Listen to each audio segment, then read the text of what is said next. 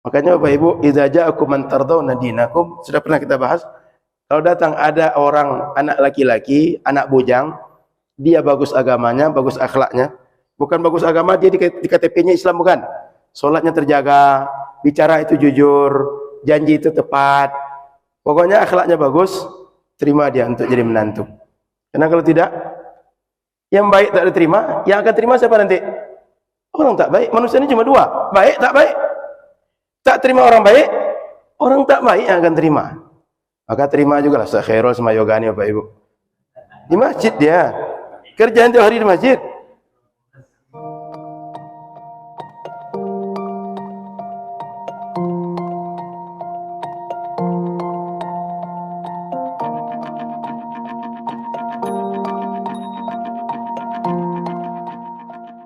Assalamualaikum warahmatullahi wabarakatuh.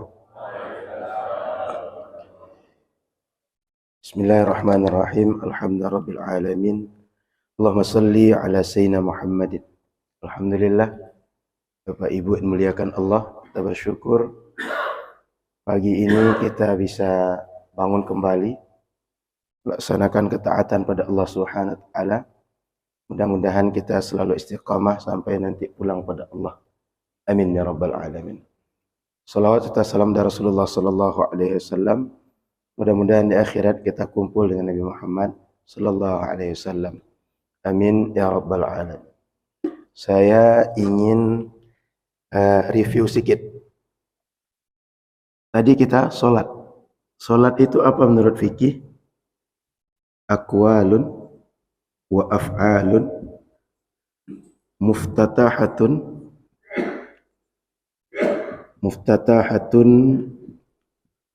bitakbir, mukhtatamatun bitaslim. Salat itu kata para ulama ibadah yang di dalamnya ada qaul, ucapan yang kita baca, af'al, perbuatan yang kita lakukan, berdiri, duduk, ruku, i'tidal. Maka disebut solat jika keduanya ada. Diawali dengan takbir, ditutup dengan salam. Kalau ada orang sepanjang solat hanya diam,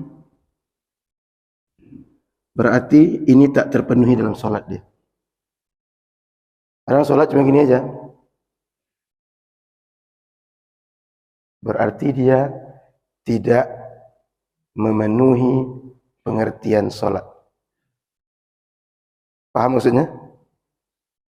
Ini dibuat karena solat itu adalah ibadah yang dalamnya ada qaul. Allahu Akbar, takbiratul ihram wajib dibaca.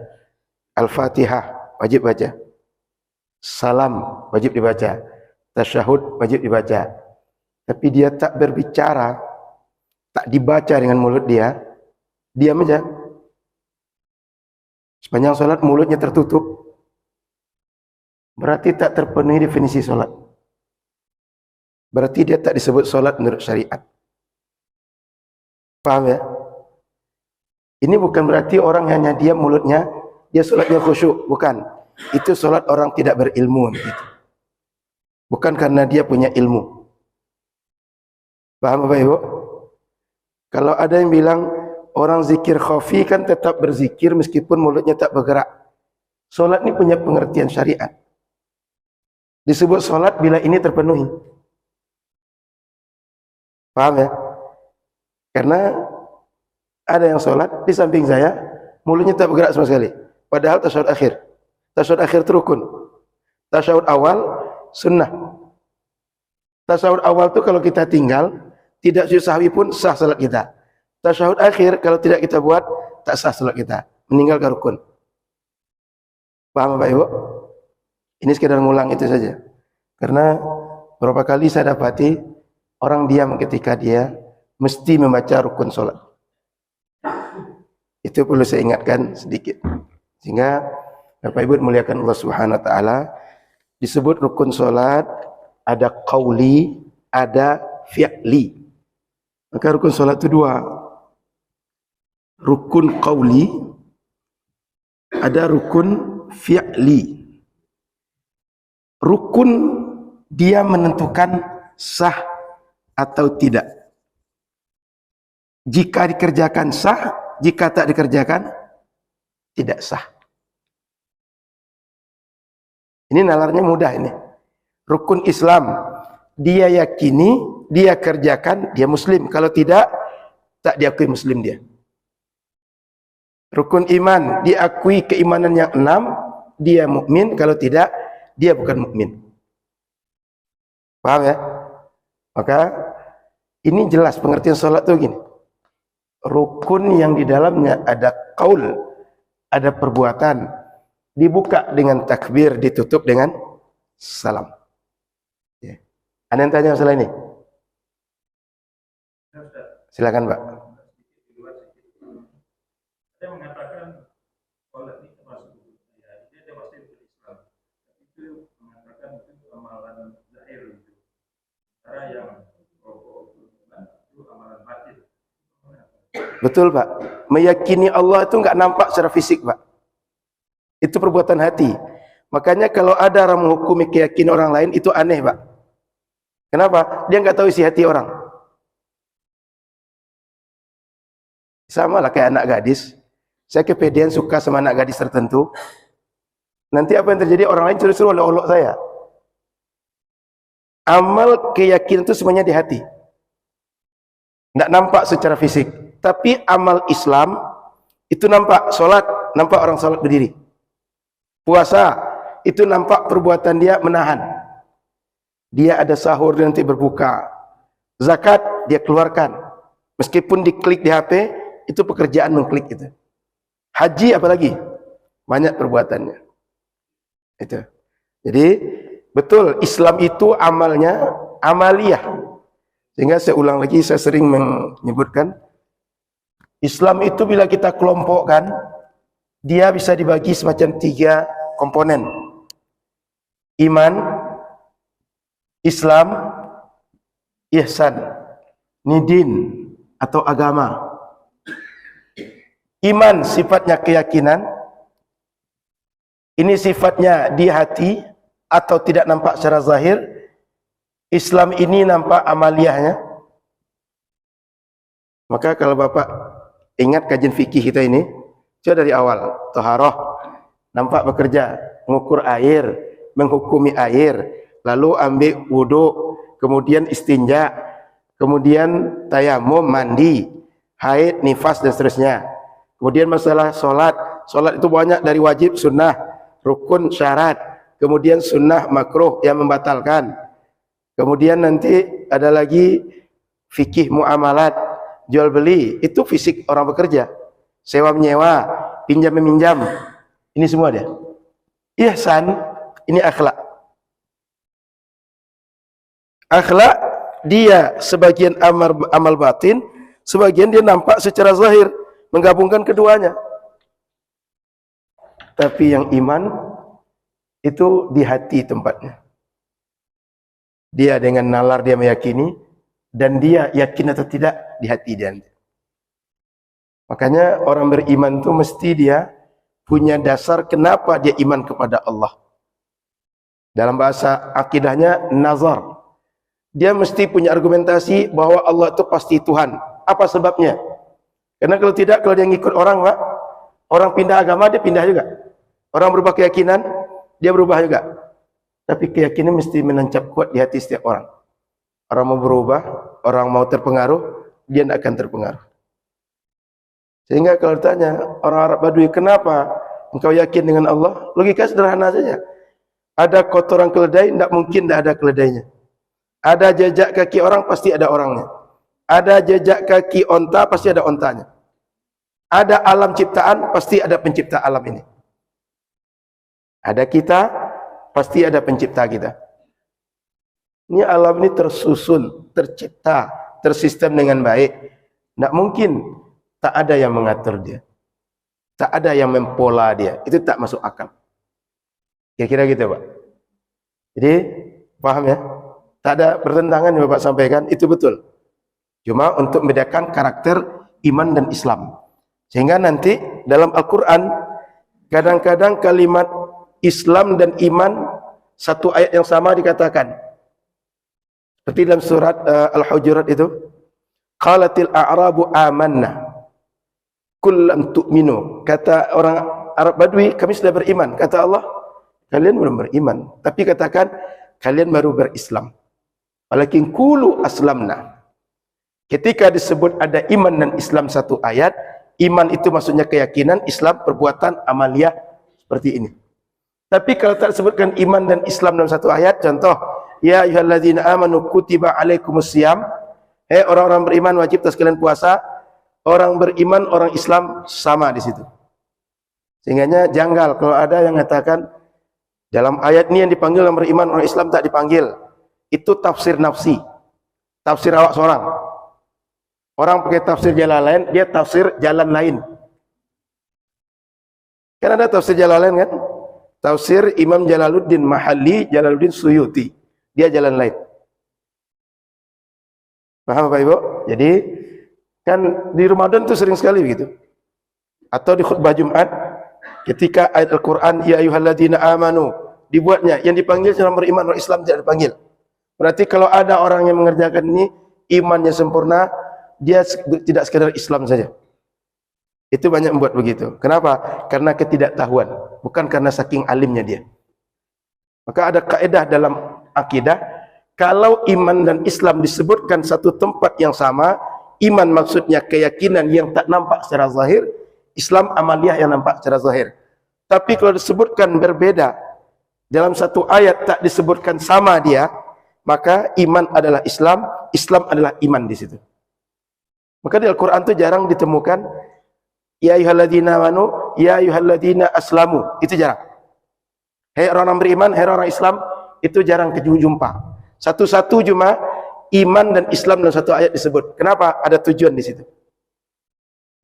Gitu Pak. Makanya yang Bapak sebut tadi tak ada masalah. Dia mengelompokkan seperti ini.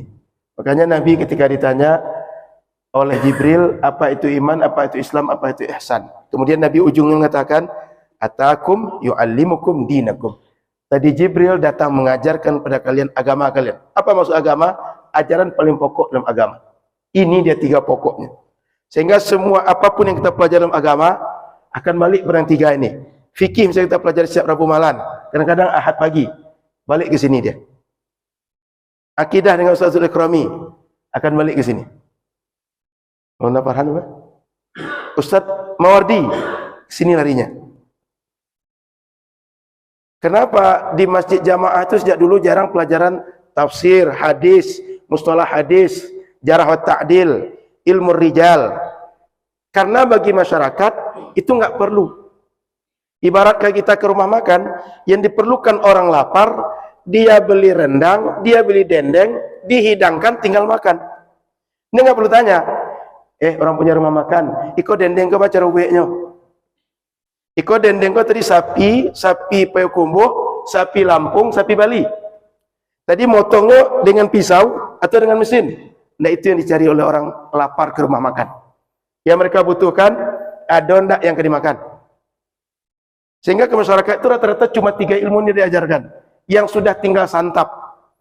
Yang mengolah ini tugas akademisi. Talibu ilmin, para penuntut ilmu. Makanya anak pesantren mesti belajar yang ini.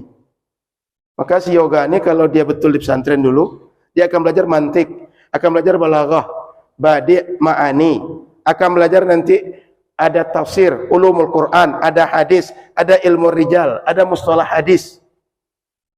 Tapi kalau masyarakat dipelajari itu semua, jangan-jangan tak pernah betul dia rukun salat. Sebab menyelesaikan satu saja tentang niat, apa ayatnya, apa hadisnya, kenapa disimpulkan niat itu sebagai rukun salat? Itu dah panjang gaji dah. Anak pesantren tiap hari ngaji. Dari pagi sampai sore kitab yang dikaji dia. Kita sekali seminggu untung gak ada kajian, untung lancar. Saya Rabu kemarin libur saya. Artinya kita ngaji itu belum tentu, apalagi sebagian masjid. Sekali sebulan ustaznya ngaji cuma.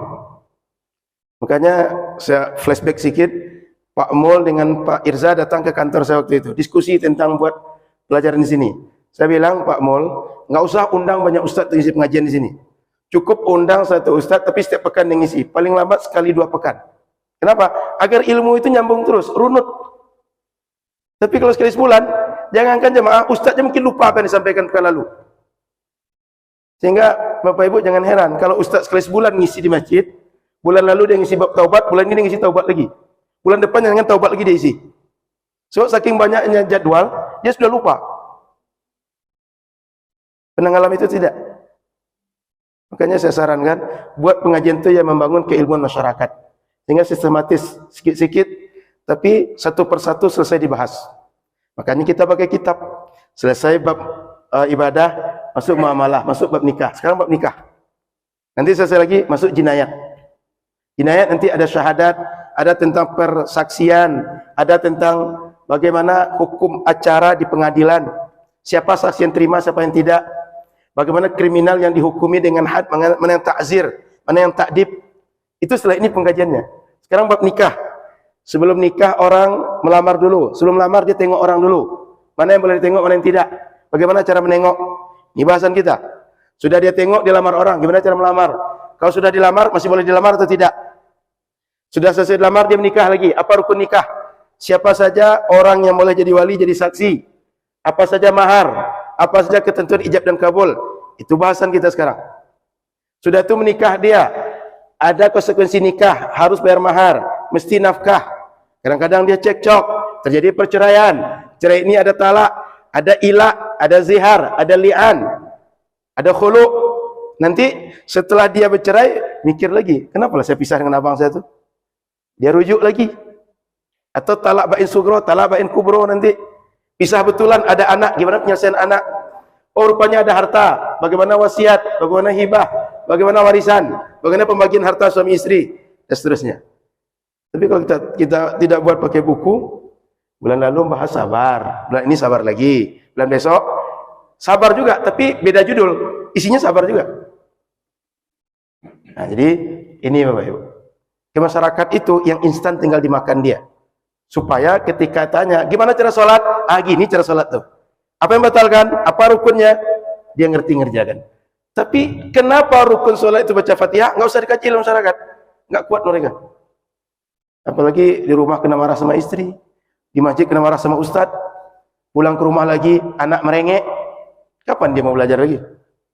Sehingga tak pernah bisa dia mengerti sholat dengan baik. Dan kebanyakan orang seperti yang saya sampaikan tadi, sholatnya diam itu, orang belajarnya baru sedikit, kemudian merasa sudah cukup. Jadi Bapak Ibu rahmati Allah Subhanahu wa taala, ini mesti dipahami dengan baik. Setiap ilmu itu ada kaedahnya, setiap ilmu itu ada konsepnya. Makanya orang kampus bicara sembarangan pasti kena semprot oleh akademisi yang lain. Bicara itu tidak boleh asal sembarangan. Ada argumentasinya. Saya kalau asal sembarangan, ini kan banyak nonton. Dia akan banyak timbul komentar nanti. Dari situ akan ketahuan, ini abal-abal nih. Kan ilmu ini kalau dia benar, di mana-mana enggak akan ada komplain. Kalau dia salah, akan banyak yang komplain. Ini sebagai cerita Pak, hari Jumat kemarin, Masjid At-Taubah Bangkinang itu diselesaikan tentang bagaimana pengurusannya di kelurahan. Sebabnya apa? Ada jamaah awalnya cari simpati. Dipercaya, jadi pengurus, lalu menguasai. Orang habis sholat jenazah mau doa, enggak boleh. Habis sholat bersama, doa jamaah, doa bersama, enggak boleh. Mau buat maulid, enggak boleh. Maka mereka protes, ini kan masjid jamaah. Ngapain sedikit orang ini menguasai kami, melarang kami melakukan apa yang sudah menjadi amalia kami. Akhirnya dikadukan ke RW, RW ngadukan ke lurah, lurah panggil MUI, Babinsa, panggil Kes Bangpol, kambing panggil tokoh masyarakat yang lain. Ujung-ujungnya masjid dikembalikan ke RW 6 di Bangkinang, Masjid At-Taubah. Artinya orang yang cari simpati lalu memperlakukan tuan rumah sebagai tamu, dia akhirnya dicongkel dari situ, terusir dari masjid karena tak pandai jadi tamu yang baik di situ. Jangan sampai masjid kita terjadi, Pak. Nanti Perza pula tamu di sini nanti. Awak pengurus. Bapak Ibu nanti tamu pula di sini. Begitu mau acara maulid, acara Isra Mi'raj, mau buat kajian seperti ini enggak boleh. Padahal kita yang besarkan masjid sama-sama, kita yang wakaf sama-sama. Wakaf itu milik umat Islam. Bila milik umat Islam, tak boleh dikuasai oleh sebagian orang. Kecuali dia nazir wakaf. Yang disebut nazir wakaf itu pengurus masjid. Nazir wakaf itu kita pengelola wakaf. Seperti kami tabung wakaf, kalau ditengok izin kami nazir organisasi. Organisasi kami sebagai nazir wakaf. Dari mana? BWI Provinsi Riau. Pengurus masjid, kalaulah dibuat formalnya, dibuat oleh lurah atau oleh RW atau oleh MUI, para pengurus adalah nazir wakaf Masjid Nurul Fajar. Itu kalau dibuat formalkan. Cuma kan kita jarang ngurus itu. Yang penting masyarakat sudah musyawarah, diterima oleh masyarakat, jalan kegiatan, ketertiban umum terjaga, maka tak ada sengketa segala macam. Ini karena timbul sengketa. Bahkan anak MDA, guru MDA, itu buang airnya susah. Apa hubungannya buang air dengan kegiatan ibadah dalam masjid? Mesti manjat pagar baru bisa buang air. Sementara anak sekitar situ, dia adalah jamaah di masjid itu. Sebabnya apa? Mereka merasa tak cocok dengan amalan jamaah. Ujung-ujungnya menganggap paling benar. Setelah mereka tak lagi di sana, pindah masjid lain, lalu menyamakan diri. Beginilah dakwah yang sesungguhnya itu. Dulu Nabi di awal datang diusir, dimusuhi. Kita juga begitu. Itulah sebabnya mereka selalu merasa benar, menyamakan diri dengan Nabi. Padahal Wahabi dengan Nabi enggak sama. Kalau menyamakan diri dengan Nabi, orang lain selalu salah, kita selalu benar. Padahal yang selalu benar itu Nabi. Kita ini bisa benar, bisa salah. Yang herannya orang lain bisa benar, bisa salah, kita enggak pernah salah. Ini kejadian baru Jumat kemarin penyelesaian. Dan kalau Bapak Ibu lihat, itu ada kaduan masyarakat, ada pointernya, surat resmi kepada RW-nya, lalu itu diselesaikan.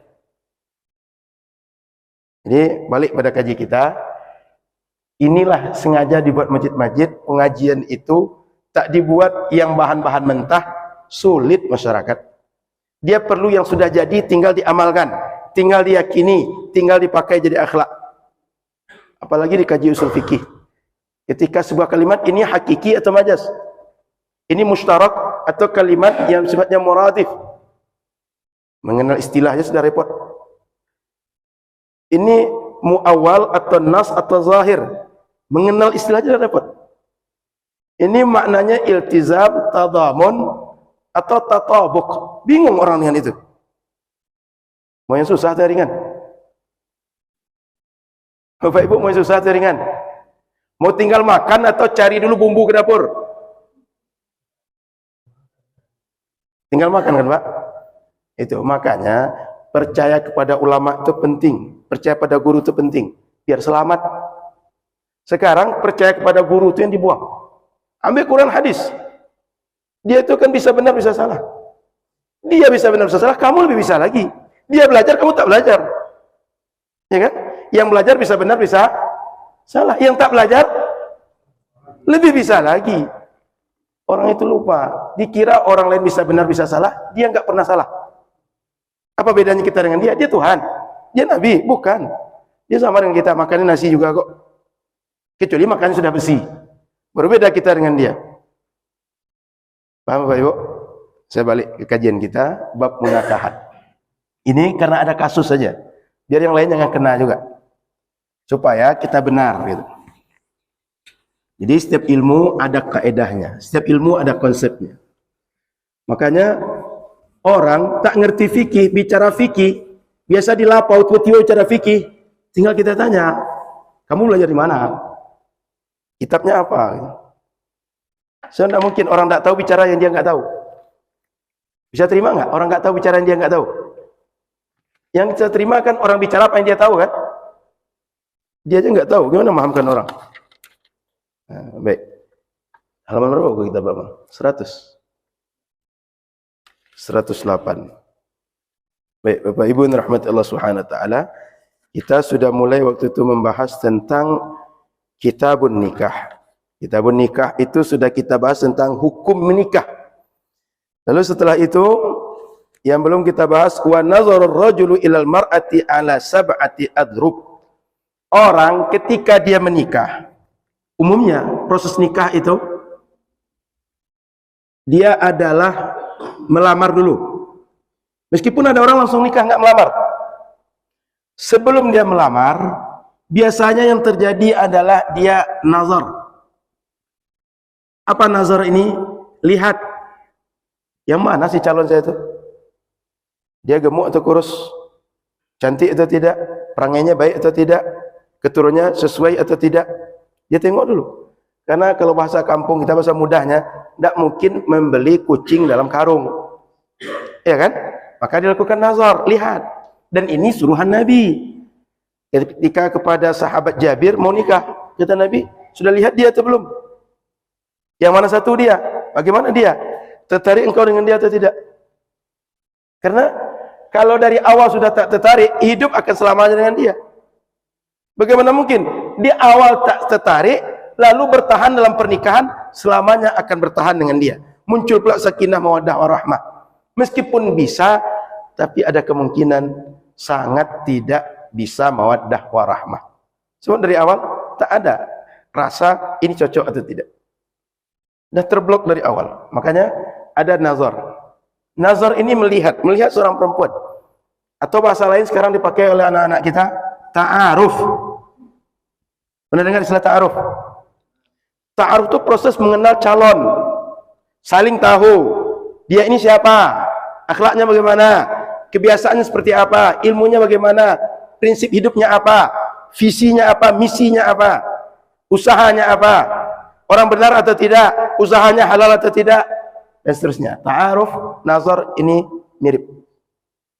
Lalu disebutkan di situ, nazar ini ada 7 macam. Melihat ini ada 7 macam. Karena dalam hukum muamalat yang kita buat, bukan sekadar menikah butuh nazar. Jual beli, kita mesti tahu dengan siapa kita jual beli. Sempat komplain, barang dah dibeli tadi. Pas balik lagi ke sana, barang tak sesuai dengan yang spek yang kita inginkan. Balik ke sana mau komplain, bang, saya belanja di sini tadi. Ditanya balik sama orang tadi, tadi belanja dengan siapa? Tidak tahu. Pokoknya saya terima barang di kedai ini tadi. Orang itu kan bingung. Kamu di sini saya punya kasir 1, 2, 3, 4, 5. Dengan yang mana satu tadi belanja? Sehingga bisa dibuktikan, betul nggak belanja dengan kamu tadi? Tengok orangnya. Makanya termasuk nazar yang diperbolehkan dalam akad jual beli. Termasuk menikah dengan orang. Nanti ada ketentuan. Di sini kata dia, wa nazara ar-rajulu ila al-mar'ati ala 7 adrub. Ahaduha nazaruhu ila ajnabiyyatin li ghairi hajah. Ada pembagian melihat itu. Satu, seseorang melihat perempuan yang halal menikah dengan dia. Perempuan lain, artinya bukan keluarga dia. Kemudian li ghairi hajah. Tidak ada keperluan. Tidak ada kepentingan. Ya bahasa lain, nampak nak gadis lewat di jalan, pelototi lama-lama. Faghair jais, tidak boleh. Ini tidak boleh satu ini. Tidak mau menikah dengan dia, tidak jual beli dengan dia, tidak berobat dengan dia. Cuma tengok aja, cantik nak perempuan ini. Kedar itu aja, tidak boleh. Faghair jais, haram tengok yang semacam itu. Makanya dalam Al-Quran itu, wa qul lil mu'minina ayaghuddu min absarihim. Katakan pada orang beriman bahwa sebagian pandang mereka itu enggak boleh mereka lepaskan, mereka biarkan. Bukan berarti enggak boleh lihat. Silakan lihat apa saja, tapi sebagian ada yang boleh, ada yang tidak. Makanya kalimatnya min absarihim. Kenapa min? Dalam bahasa Arab min ini di antara litafa'id gunanya.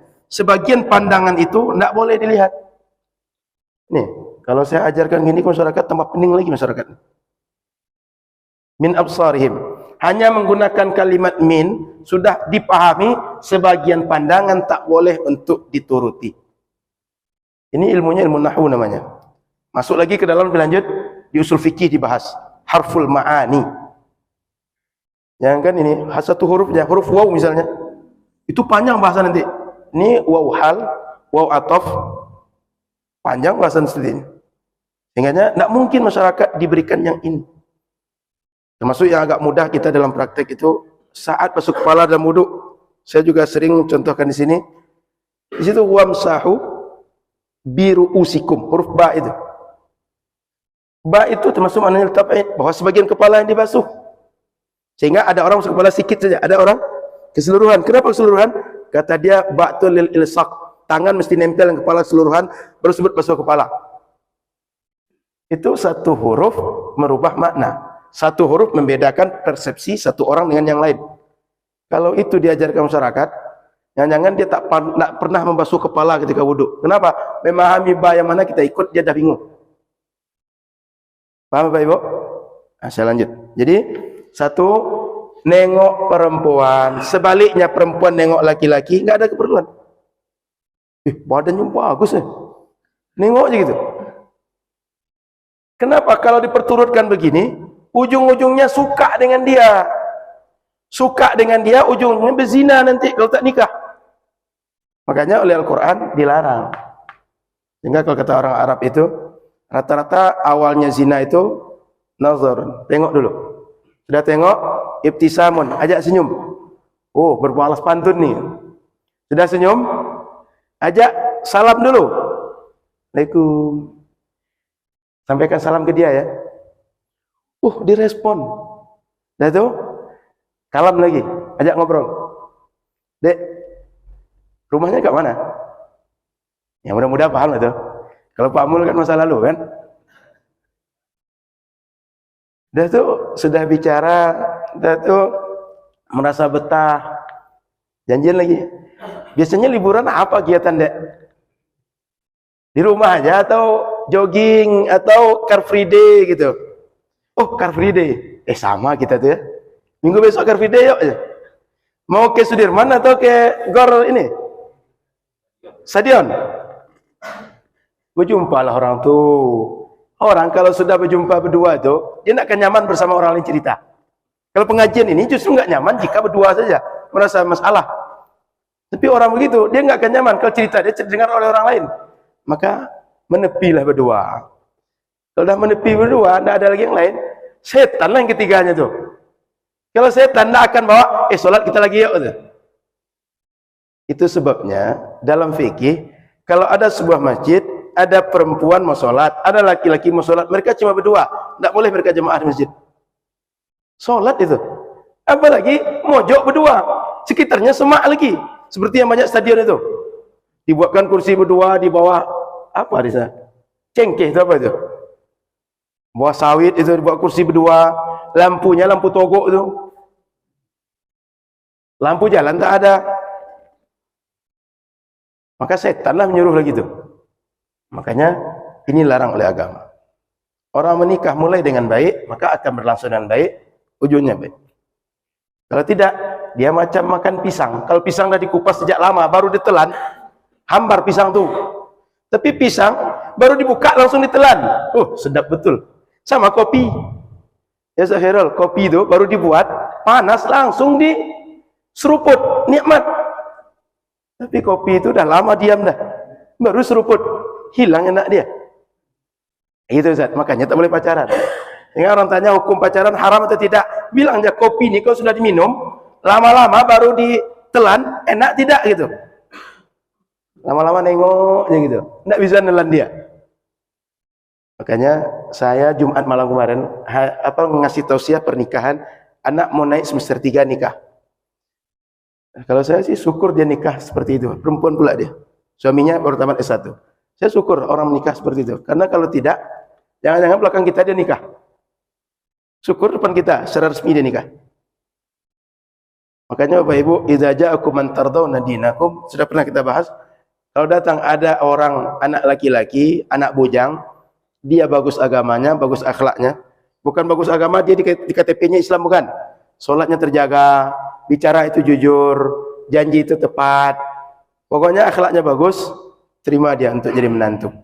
Karena kalau tidak, yang baik tak diterima, yang akan terima siapa nanti? Orang tak baik. Manusia ini cuma dua, baik tak baik. Tak terima orang baik, orang tak baik yang akan terima. Maka terima juga lah Khairul sama Yogani Bapak Ibu. Di masjid dia, kerjaan tiap hari di masjid. mantan juga. Imam kita, muazin kita. Saya sekali pekan cuma ke sini. Saya baik entah tidak. Kalaupun baik dah laku dah dari mana? Ini masih bisa untuk dinego. Sehingga bapak-bapak yang paham maksud saya, carilah segera. Cari aja waktu yang tepat. Yang kedua, nazaruhu ila zaujati au amatihi. Lihat istri sendiri. Yang dilihat istri sendiri atau budak. Budak ini dalam Islam dia macam barang milik kita. Sehingga perlakuan untuk budak dengan orang lain itu beda. Dia fisiknya orang, tapi perlakuan kepada dia macam barang. Makanya budak itu perjualbelikan. Sehingga dalam Islam budak itu tak boleh. Lama-kelamaan budak itu dimerdekakan. Akhirnya tak ada lagi perbudakan. Jadi budak itu bukan hukum Islam. Budak itu sudah ada sebelum Islam. Begitu Islam datang, ditutup perbudakan. Dihapuskan perbudakan. Istri atau budak. Lalu katanya, fayajuzu ayanzura ila ma'adal farji minhuma. Boleh tengok orang ini selain apa? Selain, mohon maaf, bagian vital dalam dirinya. Artinya seperti laki-laki antara pusar dengan lutut dia jangan ditengok. Kenapa? Karena boleh jadi terjadi hal-hal yang tak pantas, yang terjadi hal-hal yang tak mulia lagi bagi seseorang. Dia hal-hal yang mungkin secara akhlak nampak turun derajat, dihinakan dan seterusnya. Yang ketiga, nazarahu ila zawati maharimihi aw amatihi al-muzawwajah fayajuzu fi ma ada ma baina surah war rukbah. Tengok kepada saudara kita yang mahram. Saya tengok kakak saya, tengok saudari perempuan saya, tengok ibu saya, tengok menakan perempuan saya, anak abang, anak adik kakak, anak kakak saya, atau bibi saya, mahram, tak boleh saya menikah dengan dia. Maka orang seperti ini atau budak yang dinikahi ini tak boleh dilihat adalah antara pusar dengan lutut. Kalau tadi lebih spesifik lagi, kalau ini agak luas sedikit. Sehingga kalau sempat, mohon maaf, ada kakak saya di rumah, dia pakai singlet di depan saya, secara hukum dia tak salah, secara hukum. Tapi secara kepatutan, tak patut di kita terjadi itu. Betul? Tapi hukum dia tak salah. Boleh secara hukum begitu. Yang keempat. Warabi'u an-nadhru li ajli nikah. Melihat untuk perempuan dinikahi. Di atas kan enggak ada keperluan. Ini ada keperluan. Apa keperluannya? Dinikahi. Apa yang boleh dilakukan? Tengoklah muka dia, tambah kedua telapak tangan. Muka dia cantik atau tidak? Telapak tangan dia ini berbadan atau tidak? Kurus atau gemuk? Biasanya tangan ini orang kalau gemuk nampak di tangan dia, kalau kurus nampak di sini. Kita kan cuma perlu orang ini berbadan atau tidak, dia sehat atau tidak, dia ini cantik atau tidak. Kalau sudah terwakili dengan yang nampak, ngapain cari yang lain? Kalau cari yang lain, terjadilah yang tak diinginkan nanti. Apalagi berdua aja cuma. Makanya diatur betul. Sebab mohon maaf Bapak Ibu, orang sebaik apapun, asal sudah laki-laki dan perempuan, bukan keluarga dia, bukan anak dengan bapak, itu sering sekali offside. Dalam sejarah sudah terbukti. Termasuk Nabi Yusuf digoda oleh Zulaikha. Juraid ahli ibadah, dia kerjanya ahli ibadah, tak pernah melakukan berbagai hal yang maksiat, tapi digoda. Boleh jadi direspon, boleh jadi tidak, atau keduanya saling respon, terjadilah dosa itu. Makanya tak ada yang selamat. Yang lebih aman itu menjaga. Kalau tak berhubungan sebagai suami istri, sebagai keluarga, ya hubungan biasa saja selaku orang lain dengan kita. Jadi kalau mau lihat ya seperlunya. Kalau tak ada perlu jangan lihat. Gitu. Kenapa? Ini bahaya. Kata dalam hadis Nabi yang lain, sahmun, ini bagaikan satu anak panah di antara anak-anak panah yang lepas dari busur ketika kita memanah. Setan begitu cara dia. Di antara cara menggelincirkan kita, membuat kita berdosa itu dari sini caranya. Dan banyak lagi cara yang lain. Yang kelima. Ini tujuannya untuk menikah tadi. Yang kelima lagi. An-nazaru lil mudawati. Berobat, melihat untuk sekedar perlu berobat. Mohon maaf, ibu-ibu, dia perlu berobat ke dokter objin. Dokter objin yang ada cuma laki-laki, nggak ada yang perempuan. Saya alhamdulillah istri saya, tanpa saya suruh, tak satu pun dia mau diperiksa dokter laki-laki. Sampai lahir anak kami kelima. Sampai bersalin, tak satu pun dokter laki-laki yang menjadi konsultan dia. Selagi ada dokter perempuan, jangan ke dokter laki-laki. Yang laki-laki pun carilah spesialis yang bukan objin. Ngapain pula objin yang dicari? Itu kan khusus perempuan. Ya kan? Masih ada sakit jantung, sakit dalam, ortopedi, masih ada sakit mata, THT, saraf dan lain-lain. Objin itu perempuan.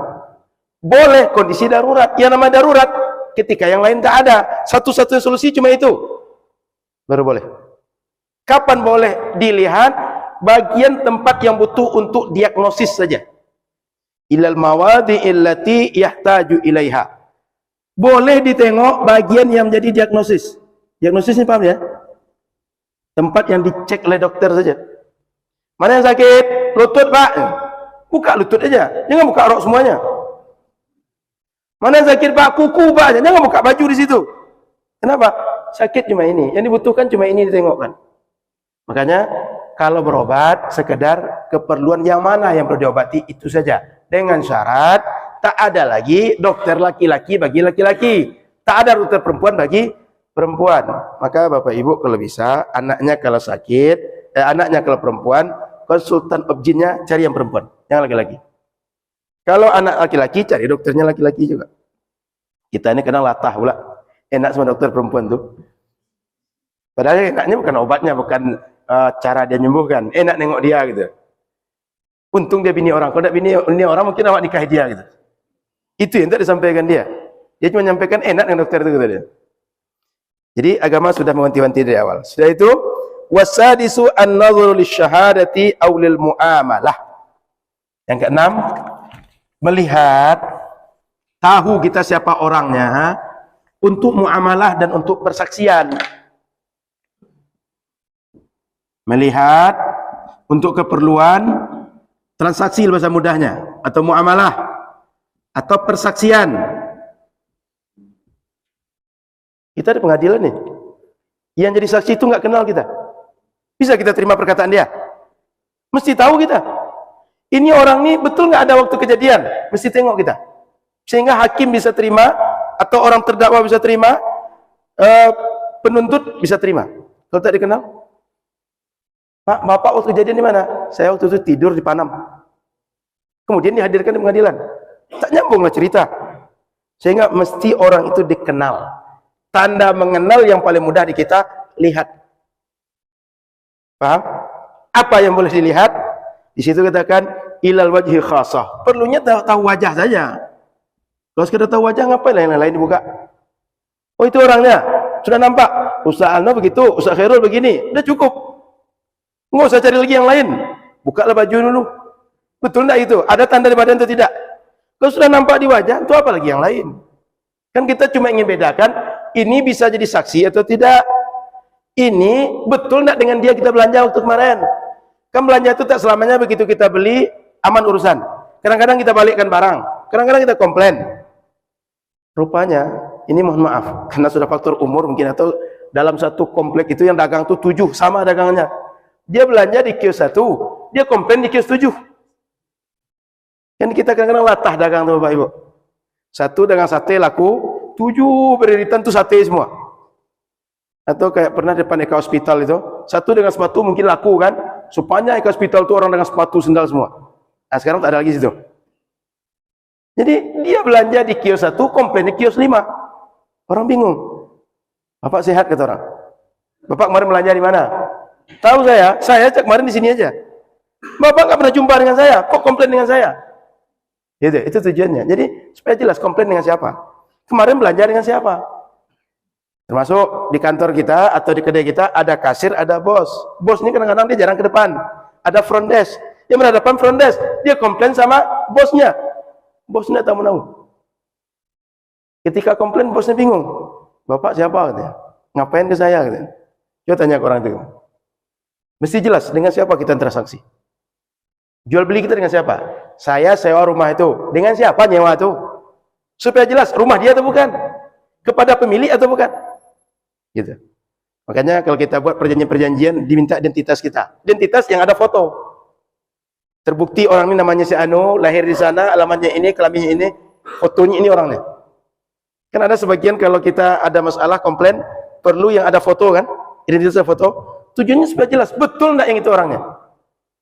Sehingga masalah itu selesai sesuai dengan porsinya. Yang ketujuh, an-nadhru ila al-amati 'inda ibtiya'iha fayujuz al-mawadi' allati yahtaju ila taqlibiha. Yang ketujuh, melihat budak yang hendak dijual. Budaknya otomatis kalau laki-laki menengok budak perempuan. Kalau tuannya perempuan, budak laki-laki. Menengok bagian yang menjadi penting dalam transaksi. Dalam transaksi, contoh, saya perlu budak itu yang badan dia sehat lahir batin. Sehingga saya perlu tengok betis dia kuat atau tidak, tangan dia kuat ngangkat atau tidak, berotot atau tidak. Tengokkan bagian yang perlu itu. Kan bisa saja, oh ini budak, oh bagus ini. Sekedar buat begitu kan bisa. Sama lah kayak beli mobil. Oh mobilnya bagus, Toyota punya. Oh ini Yamaha punya, segala macam gitu. Tapi ketika orang ngerti, nengok, dibuka lah kapnya, dibuka segala macam. Oh ini adalah casingnya yang bagus, isinya yang tidak. Dalam jual beli juga gitu Pak. Ada orang dia butuh hal-hal spesifik mesti dijelaskan. Jual budak juga gitu. Ada hal spesifik yang orang pengen tahu karena yang dia ingin tahu itu menjadi penting dalam pekerjaan dia. Ya contohlah di kita, misalnya mencari orang dengan kriteria tertentu, kayak pegawai kita, dia akuntan misalnya. Yang kita periksa, dia pandai akuntansi atau tidak. Nggak asal ke orang fakultas ekonomi. Fakultas ekonomi kan belajar akuntansi juga. Tapi accounting perlu orang yang lebih spesifik. Sama dengan budak nih. Ada tujuan kita membeli dia.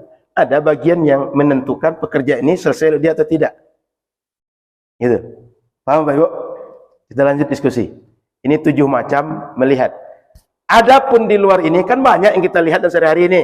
Pola melihat tinggal dibalikkan kepada 7 kaedah ini. Ini kaedah umum. Sehingga Ustaz, kalau ada SPG jualan mobil, saya tengok gimana Ustaz? Jangan SPG-nya tengok, mobilnya tengok. Orang SPG itu sengaja dibuatnya menarik supaya nengok lama-lama di situ. Sehingga yang tak beruang mikir-mikir dia, beli tidaknya. Padahal dia tak butuh uang. Dia cuma psikologisnya dimainkan oleh para marketing. Ya. Baik, silakan. Bapak Ibu ada yang tanya.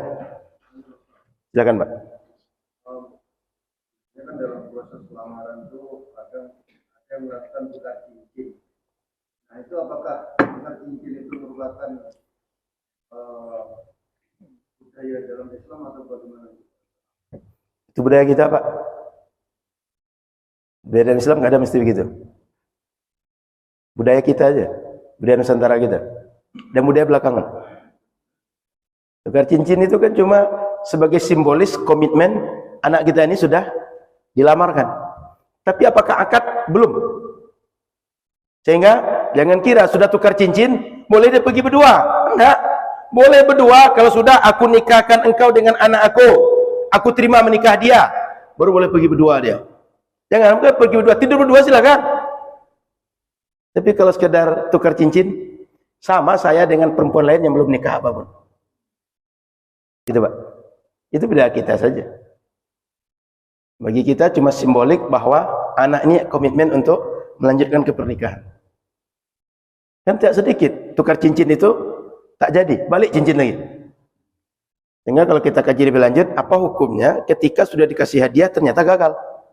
Hadiah balik atau tidak? Paham maksud saya? Kayak cincin tadi balik lagi kepada yang ngasih atau kasih saja pada yang punya? Atau saya bahas dulu. Silakan ada lagi yang lain.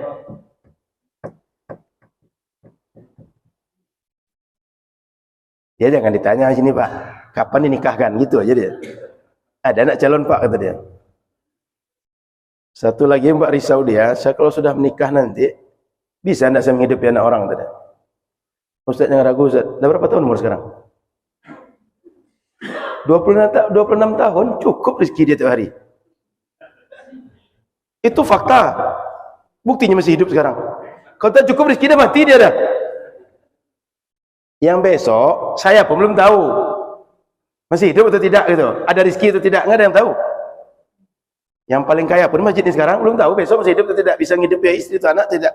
Enggak tahu kita. Jangan ragu Ustaz. Iyakun fuqara, kalau dia susah sebelum nikah, yughnihimullah min fadlih. Allah kayakan dia dengan karunia dari Allah. Kalau kayakan dari orang, orang itu PHP banyak, tapi dari Allah enggak PHP. Tinggal Ustaz yakinnya lagi. Nah, ada yang menarik. Di masa pemerintahan Al-Walid, Al-Walid ini di masa Bani Umayyah, dia ada seorang ulama namanya Sa'id ibn al-Musayyib.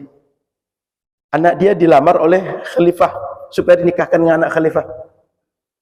Dia tak terima. Kenapa? Karena khalifah bagi dia tak satu frekuensi.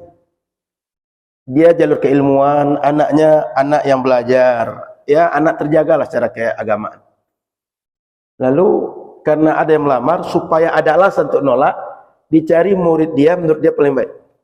Ada satu murid namanya Abu Wada'ah. Ini terkenal kisah ini. Abu Wada'ah. Abu Wada'ah ini istrinya baru meninggal. Sudah habis masa iddah dia boleh dia menikah segala macam. Tapi dia susah, tak punya anak. Dicarinya Abu Wada'ah. Abu Wada'ah, malamnya kau menikah. Tuan, saya tak punya uang, saya susah. Istri saya baru meninggal. Tak usah kau pikirkan, ini ambil cincin, ini ambil uang, jadikan mahar, kata dia. Calon mertua dia ambil dia untuk mahar nikah. Itu dulu. Natural, itu kisah itu terkenal. Sa'id ibn al-Musayyib dengan Abu Wada'ah. Boleh cari di internet. Kalau bahasa Arab banyak referensi, diterjemahkan sudah ada. Cari nanti.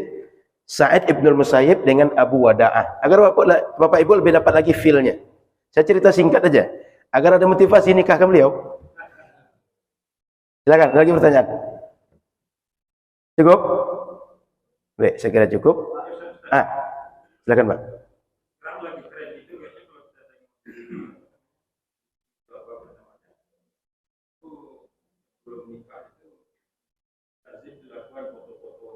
Private. Haram Pak. Yang boleh foto berdua itu suami istri. Lagian foto itu bukan untuk untuk dipajang untuk orang. Apa gunanya orang nengok istri kita cantik, suami kita ganteng gitu. Dia dah cukup untuk nengok suami dia dah. Suami cukup nengok istri dia. Jangan-jangan, ini mohon maaf, ini boleh jadi terjadi psikologis pada sebagian orang saat akad nikah atau resepsi itu. Begitu dia tengok orang yang hadir, dalam pikiran laki-laki tadi, ternyata semua yang hadir ini cantik, istri kau jelek, kata dia. Kenapa? Sebelum ini tak nampak yang lain. Begitu sudah akad nikah, datang semua orang. Semua orang pakaiannya, mana ada orang nikah tu pakaian ke pasar, pakaian ke ladang. Minimal pakai sepatu, disemir. Pakai bajunya bersanding. Belum lagi orang yang berkelas. Belum lagi tengok mobilnya. Maka dalam Islam itu diajarkan kenapa ada walimah itu dibuat terpisah laki-laki dan perempuan, agar yang laki-laki kan tujuannya dia pernikahan itu bukan ingin tahu yang mana istrinya kan, tapi mensyukuri ikut bahagia dengan pernikahan kerabat, kolega, saudara atau kawan kita. Sehingga tahu tak tahu kita istri orang tak ada masalah. Cuma kalau sudah dibuat gandengan, ditonton banyak orang, ya siap-siap ya resiko sudah itu. Suami setiap orang salam, anak gadis pula banyak datang. Cantik itu ya. Salam lagi, cantik lagi kata dia. Ujung-ujung sampai kita nih, kok ini yang saya nikahi kata dia. Itu sangat mungkin terjadi. Makanya dalam Islam itu, atau Nabi membuat dengan sahabat, kalau buat walimah, potong kambing, diundang laki-laki datang. Kalau perempuan, yang perempuan juga sama mereka gitu. Sehingga dalam Islam itu sejak dahulu berbagai lembaga pendidikan, apa saja, laki-laki selalu pisahkan dengan perempuan. Kalau sholat jamaah ini perempuan keluar duluan, setelah habis baru laki-laki boleh keluar. Kenapa? Kalau berjumpa orang ini di jalan, apalagi masih sama-sama muda, rajin betul lah kakak tu ke sini. Kemarin nampak kakak tu subuh, sekarang nampak juga. Dia menikah tu belum ya? Untung dia berpikir menikah setelah itu. Kalau setiap hari cuma, bisa nggak nikah dengan dia ya? Rumahnya sebelah mana sih? Tiap hari pikirannya habis itu saja. Sehingga setiap takbiratul ihram dia bingung. Ini takbiratul ihram atau sami'allahu liman hamidah kata dia. Dia semua mengangkat tangan kan? Kenapa? Hati tak khusyuk lagi. Makanya tadi disebutkan bahwa pandangan itu satu panah di antara banyak panah setan mengganggu kita. Sebab orang kalau sudah terganggu pikirannya dia nggak akan fokus. Bahasa lainnya nggak akan khusyuk. Makanya Al-Quran qad aflaha. Beruntung orang. Siapa? Orang yang ketika salat khasyi'un, khusyuk. Khusyuk itu bahasa mudahnya fokus, tidak terbagi dengan yang lain. Sehingga ini dibahas di awal bab nikah. Agar ketika kita nikah itu fokus tengok siapa yang jadi calon istri kita. Saat walimah fokus hanya istri kita yang nampak cantik. Jangan sampai nanti banyak pula nampak choice-nya, pilihannya. Sehingga kesimpulan dia, sebanyak yang hadir cuma istriku paling jelek kata dia. Cukup ya? Cukup Pak ya? Ibu-ibu jadi tanya, Bu. Saya mau tutup tadi muncul tanya, situ mau tanya juga. Ada, Bu? Tak ada. Saya tutup. Nanti dah tutup, Ustaz nanya Ustaz kata dia. Terima kasih, mohon maaf salah dan kurang. Subhanakallahumma bihamdika, asyhadu an la ilaha illa anta astaghfiruka wa atubu ilaika. Assalamualaikum warahmatullahi wabarakatuh.